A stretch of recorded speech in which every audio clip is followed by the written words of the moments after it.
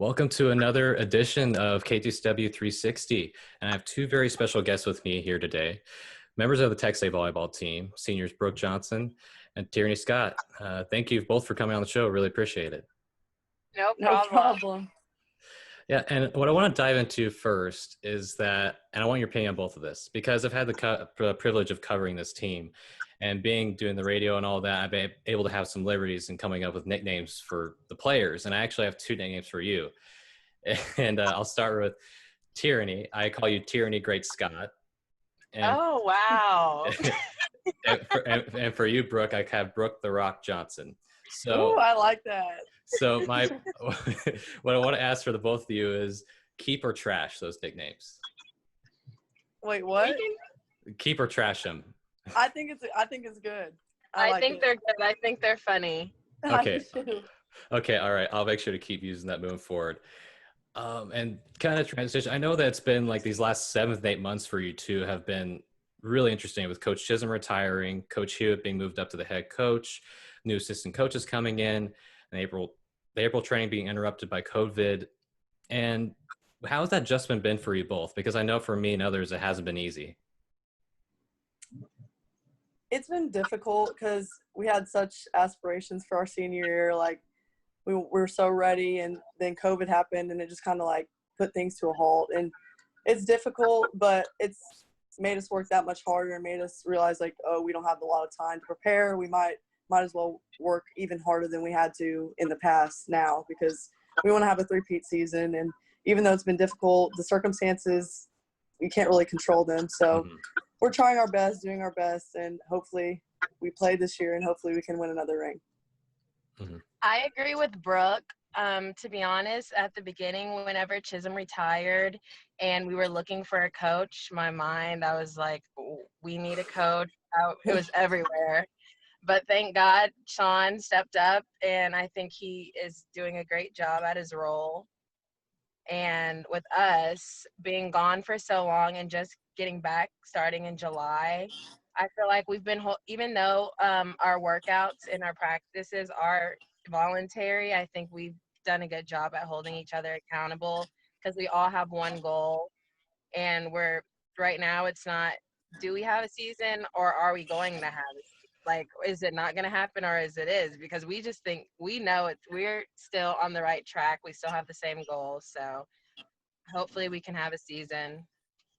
I know that you mentioned that Coach Hewitt stepped up. We also have two newest additions to the Bobcat family with Coach Anderson and Coach Plugi.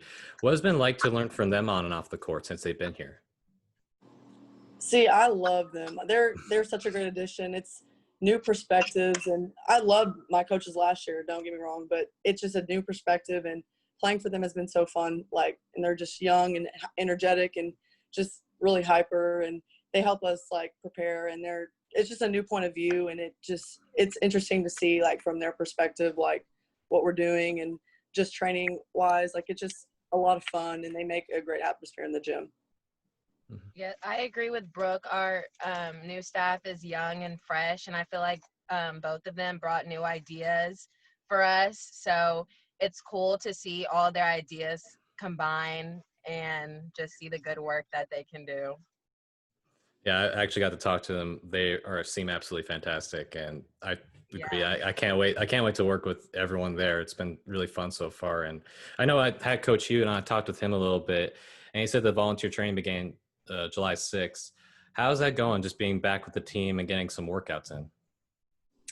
Obviously, we're probably supposed to start in June, it was kind of weird going back so late, but so far so good. I mean, we have to get back into shape and get back into the swing of things, but it's been good so far, and people have come ready to work and ready to work hard, just given the circumstances we have. But it's been awesome, and it's so great to be back with our team. It's like a family there. Yeah, it feels good to be back with our team. I agree with Brooke. And we really just even outside of playing volleyball, we hang out with each other outside of the court. So it's nice to see each other again and build those bonds and introduce our freshmen to the new drills that we've been taught. So it's nice getting back in the groove of things. Yeah, I was going to ask, what are your favorite and least favorite workouts for the both of you? Which ones do you like? Which one do you just absolutely hate doing? Like lifting wise. Sure, yeah, let's go there. So lifting wise, I absolutely hate snatches, but I love squatting. But when it comes to like conditioning, I like just like the little sprinting workouts, the whole conditioning, like metabolic things. Yeah, for weights, I'm more of a leg day kind of girl. I do not like doing arms, so I hate leg day. It sucks, but you have to do leg day for the sport that you're playing. You have to, so yeah. suffer through that. Yeah. And I know that both of you are seniors now. And I think when it comes to D1 athletes, there's sometimes expectation to act or be a certain way. Has there been any pressure you felt with being a senior, or has it just been business as usual? Well, it's very like since we're seniors, we have to step up and kind of put our foots down, and I wasn't the type to just be the bad cop to everyone. But we do have to do those things being in our role. So I think that's a new thing that I adjusted to. It's definitely an adjustment, being like a vocal leader and running drills and just even, I don't know, just like stopping drills and doing anything. But it's what we have to do as seniors. People look up to us, and the freshmen coming in, they're like, oh, those are the seniors. Like it's definitely a different role, but I think we both adjusted pretty well to it. And it's really crazy how me and Brooke were freshmen and looking at our seniors and how they ran things, and now me and Brooke are seniors, so we have to take that role. So that's pretty cool too. Who would you say is the good cop and who is the bad cop? Brooke is definitely the good cop. Oh goodness. What do you think, Brooke? What do you think? I think we're both like, neither one of us is we're like equally, good or we're bad. not Like it's like we say what we have to say, but it's not like I'm gonna be rude, you know. It's, I don't know. Mm-hmm. Yeah, I wouldn't know, but I would. You're two seniors with a bunch of other freshmen. I can't imagine that. I'm assuming that's can be a little bit. But yeah, I know that, of course, there's uncertainty with the season starting, and that's a whole discussion in itself. But I know last year the goal was to make the Sweet 16. And are those some of the same goals that you have, or what are some different goals that you have for the team and for yourselves? I think our goals this year, we definitely want to go back to back to back. Mm-hmm. And we know we have a big target on our back, and we know everything that's been happening and how we just started with each other. But I think we still have the same goals. We do have the same goals, actually. Not I think. We do, sorry. We have the same goals as last year, Sweet 16, and yeah, we want to win another ring. Yeah, it's always the main goal is to probably win conference and get another ring. Mm-hmm. And like she said, there's a huge target on our back. Coastal Carolina got very close last year.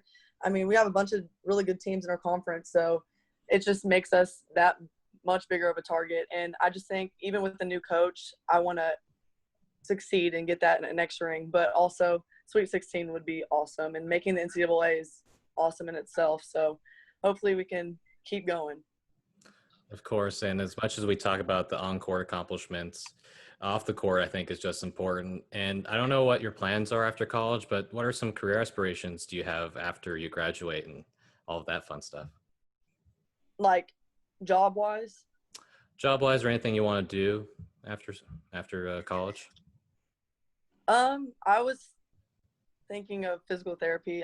That's what my major is, but I don't know. Like a lot of grad school is 3 years, so who knows? I minored in business, just have something to fall back on. But physical therapy is the goal at this point. But we'll see. Yeah, and I plan on going to grad school to get my business degree after school, and I don't know what I'm gonna do after that yet. So stay tuned. It's a whole big unknown. Yeah. Yeah, I feel the pain, Tyeranee. I'm going to go to graduate school too, so it's going to be it's a lot. And on a lighter note, rumor has it that someone, Brooke, was called out by Coach Anderson using hashtag dramatic after Keontae said he was terrified based on your response to the COVID-19 test. My question to the both of you, was it really that bad? I didn't think it was that bad. It was just extremely uncomfortable, but Brooke. No. So before the test, I had a mental breakdown because I just don't like that stuff. Like, that was before. That wasn't after. But I literally, like, I don't know. Going in, it was, like, way more scary. I was expecting it to be a lot worse. It wasn't painful, but it was just, like, very uncomfortable. And I was just like, please, like, take it out of my nose. Like, it was just very uncomfortable just for that, like, little few seconds. Very deep. I know. I felt it in my brain. It was just, like, weird. But it didn't hurt. No, because I think Michelle Foster, one of your teammates, also commented on it saying that you don't know how bad it was to respond to Coach. I was like, I don't think it's that bad. I don't know what you guys are complaining for. Yeah, I think it depends on the person, but it wasn't as bad as people think it is. Okay. All right. So lastly, I want to go through a couple categories that apply to your team. I want you to tell me who has the best of this, and I'll give you a list. So who has the best music taste, music playlist? I mean, Janelle always puts her music on. Janelle always gets on aux. It's Janelle. I was going to ask who's on aux and Janelle. Okay. It's Janelle. Okay. Who's the best cook on the team? Not me. I feel like Courtney has been, like, cooking a lot lately. I don't know. Okay. Tyeranee doesn't cook either. I couldn't answer that. I couldn't. Because I thought Brett Freeman, who I know, I think you responded to him and said that you can cook. I went, okay, well, what's your specialty if you do cook? I can cook a little bit, just the basics, you know. I wouldn't say I can get fancy, but yeah, I'm right there with you. Okay.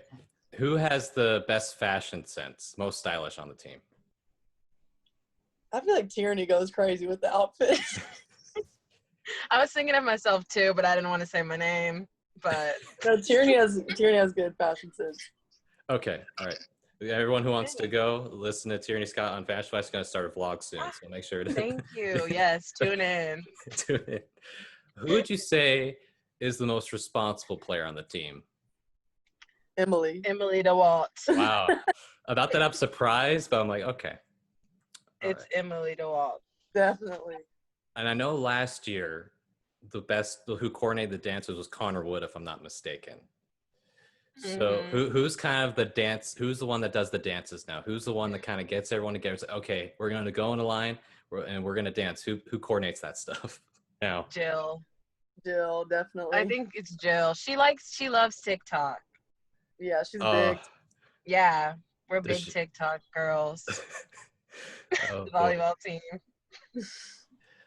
Yeah, I think that's all I had. I guess one thing I want to ask is that obviously, like, there's some things that outside fans won't know when it comes to inside the locker room.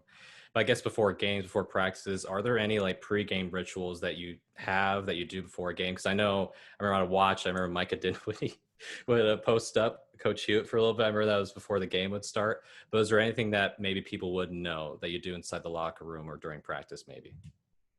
Mainly, we really just like kind of go crazy in the locker room, like getting pumped up. Like, we'll listen to some hype music and like just pump ourselves up for the game, but not really like anything like specific like that. We all make up handshakes between each other to do before the game. Yes. We just do a lot of cheering, a lot of dancing. It's crazy in there. It's just crazy. Yeah, it makes me want to dance when I do broadcasts, so I have to say. Yeah, good. But I think that's going to do it. I thank you both for coming on, taking time. I know it's been a confusing time for everyone, but I appreciate the two of you coming on, kind of getting an inside scoop of what's going on in your lives and what's going on for the future. So I appreciate it. Is there any last final thoughts you have before we leave? I think I'm good. All right. See you this season. All right. Well, thank you. Stay safe. Hope everything goes well. Thank you so much.